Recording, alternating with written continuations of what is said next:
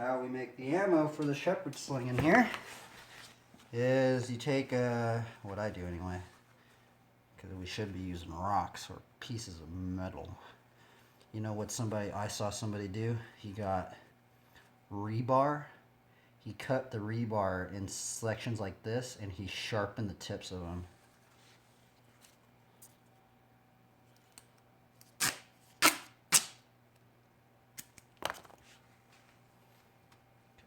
Just take this tape, and more of the PG version. And then David, what David is, I mean, I read one comment, I don't know, I mean, it's not really mentioned, but, I mean, maybe it is, I don't know. I have to read. They're saying that David and Goliath, David was using stones about this big. I don't know how true that is, but you can only imagine, like, even if you were wearing a helmet, you get a giant sized stone like this to the head. Some pretty, I think that'd be some pretty good blunt force trauma right there, man. Blunt force trauma. So what I do is I scrunch up one sheet of paper towel, and then I just go over it with, I've been trying to keep it loose. I used to like tighten it up. But the thing is, the more tight you get it, the more loud it's going to be. And then this is the headband that I wear. The Shepard Sling. And we have just a simple adjustable quick release knot. Which I think that's what they use to make it a headband. Because if you see a lot of the illustrations of the Shepard Sling, they wear it as a headband or a belt. But this is the simple, just quick release knot, you know. So this is the adjustable one. You just, I love that. That's always satisfying for some reason, just like doing that. And then you have the loophole for your either your ring finger or your middle finger. I use my middle finger. You have it right there. This is the release knot. It's 2 knots, and then this is frayed out for some sort of air thing.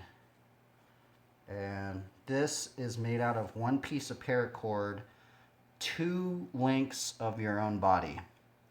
And it's 2 lengths of your own body, so when you make it, and it should be about the length of your body right here from your hand. It's a little shorter, but this is this is like the 3rd one I made, and I kind of got it right.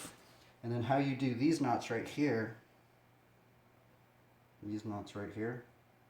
is the pouch from the tutorial that I watched is you get the 2 lengths of your body, you find the half of that,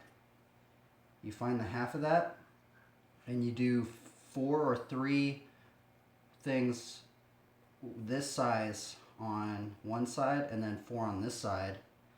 You take one and then you wrap it around through one of the sides because there should be like a bunch of sides, right? Like that should be like that, like on your hand.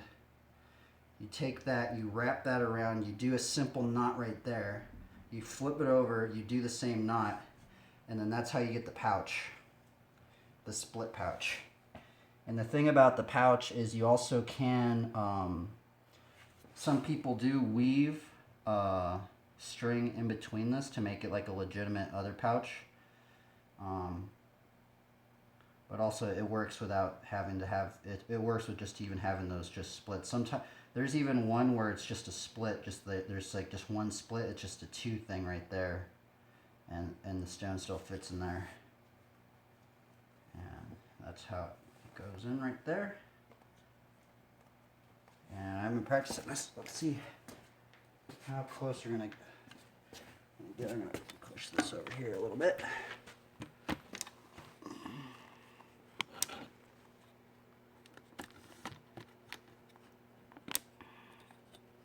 And this is the legendary item that David was said to have used.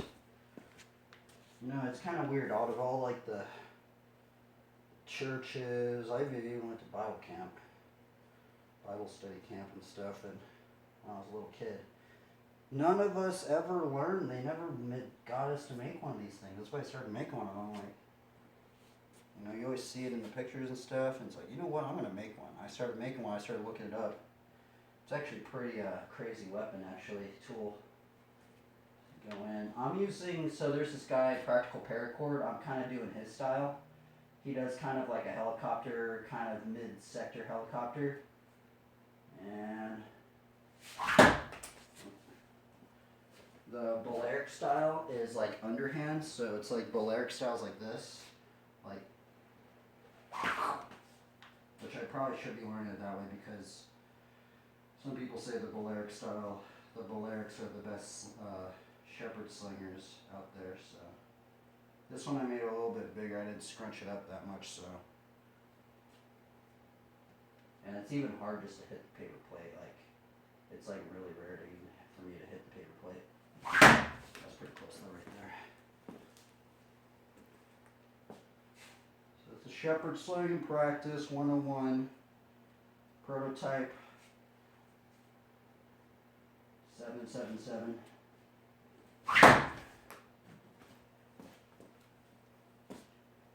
I think the coolest thing about it is you can wear it as a headband. And sometimes I even just forget that it is a Shepard Sling.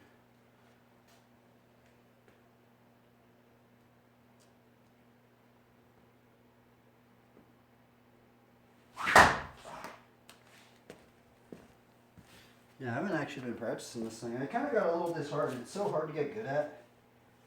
That's one thing, man. Like, that would be a true test of devotion, I think. You know? Being like, okay, can you hit this paper plate 3 times in a row? I mean, I know David probably could. That's for sure. Oh my god, I actually hit it. Dude, that was crazy. I honestly can't even believe I did that right there. And now I lost the ammo. Where did it go? That's the problem. That's why I have to keep making them, because I keep losing them, man. Darn, I lost it. Oh well.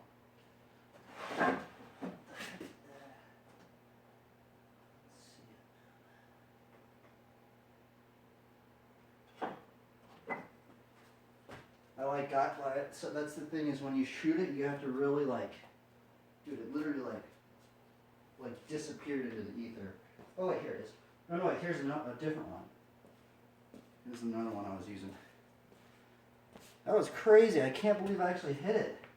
That was one of the quickest times I've actually hit it. And see, this one's a little tighter, but it makes more noise. So sorry. Man, the one I just got, dude. That was a good one. Oh. See how it just makes that little bit more of that pronounced sound?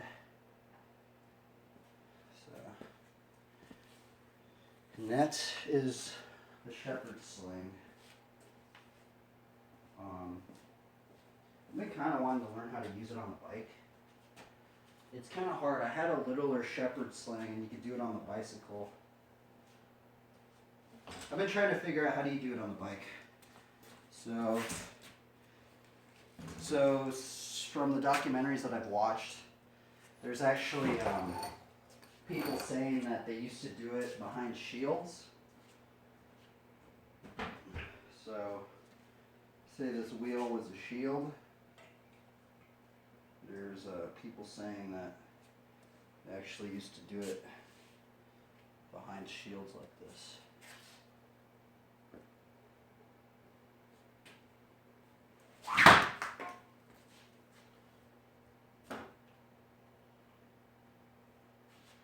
And then the next level is doing it on the bike, which I can't even hit I can hardly even hit the paper plate, so it's like 10 times harder trying to like ride and do everything else.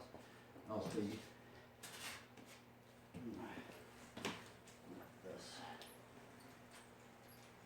Okay, let's see. Let's get that. Let's see if we can do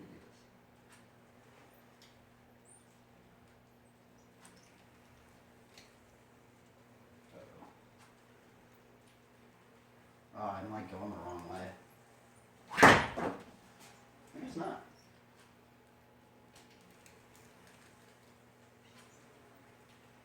I don't have any more ammo, so. I mean, I guess I'm not going the wrong way because this is the way I normally spin, so. Yeah, there's I don't know if there's that way, and then there's also. Did I lose the ammo? Oh, here it is. So I found that there's that way, but you need kind of like a higher seat to do it, to keep your momentum riding around. But then there's also this way I found. It's kind of like the centaur. The centaur way I found is like the most stable. So you go like this. I like to call it the centaur way. And then you bring it down. The only problem is that, oops.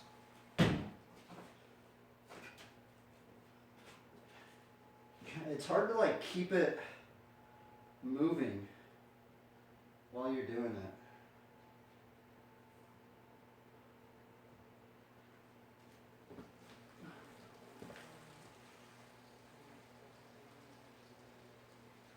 I mean, you can just do single shots like this.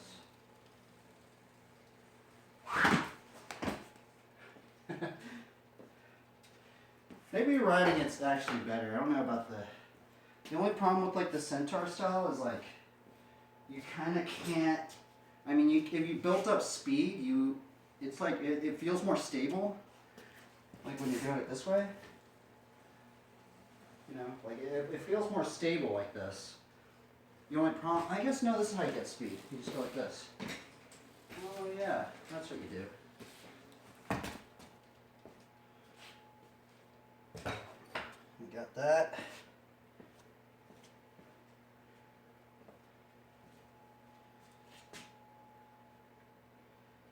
And this will be the last shot. Put it up in headband mode. Nope. And let's go into the headband knot for anybody. This is actually something I haven't seen anybody cover, is how to do the headband knot.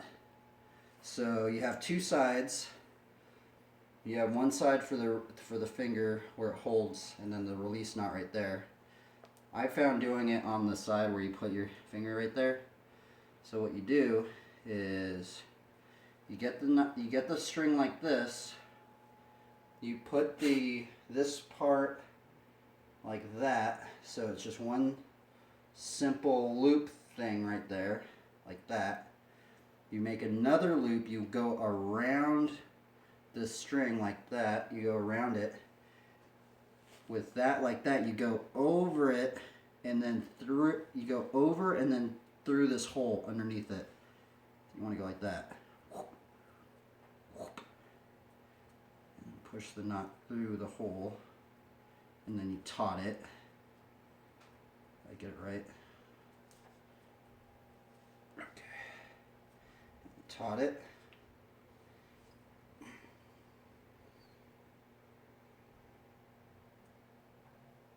Did I do it right? I don't think I did. Shit, I haven't done it in a while. Oops. I think I messed up somehow. Oops. Well, nothing's perfect, huh? Let's redo it. I messed up the knot. Heck, did I forget the knot? Hopefully I didn't. Okay. I think it's because I'm trying to explain it. Okay, so we go in, you make a loop. I think this is a horse release knot. You go like that. You go under, over, through the hole, right? Am I wrong? Yeah, I literally just did the exact same thing. It was just weird. I must have messed something up. And then that right there gives you the quick release. And it also, if you taut it down on this side right here, if you taut it down, it like stays. So then when you put it as a headband, you put this knot through, and if you taut that one side, see how it stays, and then you can wear it as a headband. I've been trying to because the thing is, a lot of the illustrations, when you look it up, you see them wearing it as a headband. And it was kind of weird because like sometimes you'd be like, well, why don't the illustrations have them having this? Because I think what they do is they go like this, and then you kind of like put that little ball part, and you just push it under like that, and then you have yourself the headband. That's basically what I wear every single day. And that, travelers, is how to, that's the secrets of the Shepard Sling, the legendary item. Maybe not secrets, it's not secrets, but just trial and error and experience of what I've done.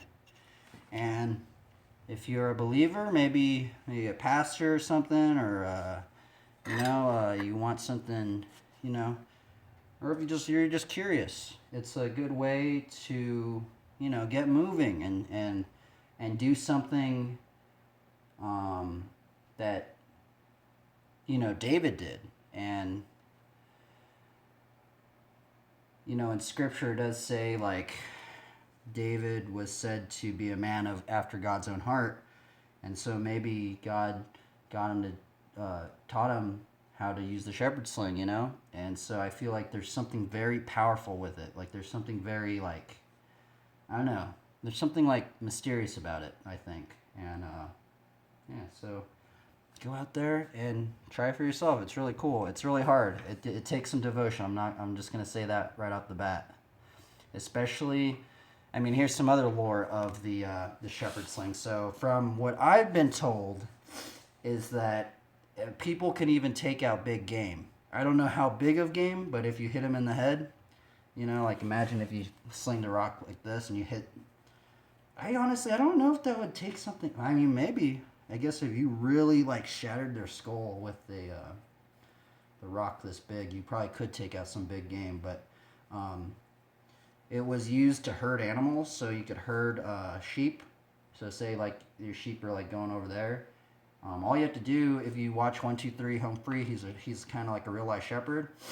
What he does, he only has a little bit of sheep, but when you had a big, sometimes like if you want your sheep to go somewhere, sometimes they won't listen to your voice. So what you have to do is you have to pick up a little rock and just throw it over there. But sometimes, like if your sheep are way too far out, that's when they started using the Shepherd Sling. And that's the lore of, I think, why David got so good with it. And also, you can ward off animals like wolves and stuff. And what else can you do? There was a documentary on the Shepherd Sling, and I read some of the comments, and there was a comment saying some people in the Great Depression, what they would do is they would actually hunt pigeons with it.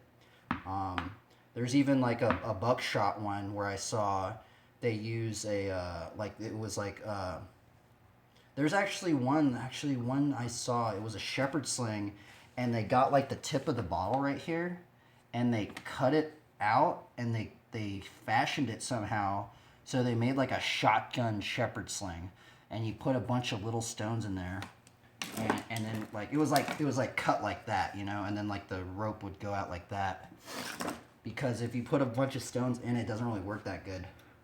But it would be kind of like a buckshot one.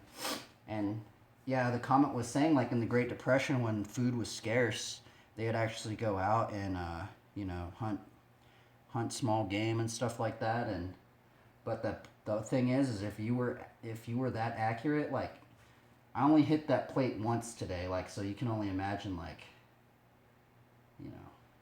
how much harder that is, and that's in the fixed position right there. So it's a very hard item to get good at. But anyway, that's the lore of the Shepherd Sling, of what I've learned. Many different styles to do it, many different ways to go about it. And I think the most powerful thing about the Shepherd Sling is basically you never run out of ammo. Unless some strange occurrence where you lived in an area with no rocks at all. That'd probably, but if you find a little stone, I mean, boom, you got ammo.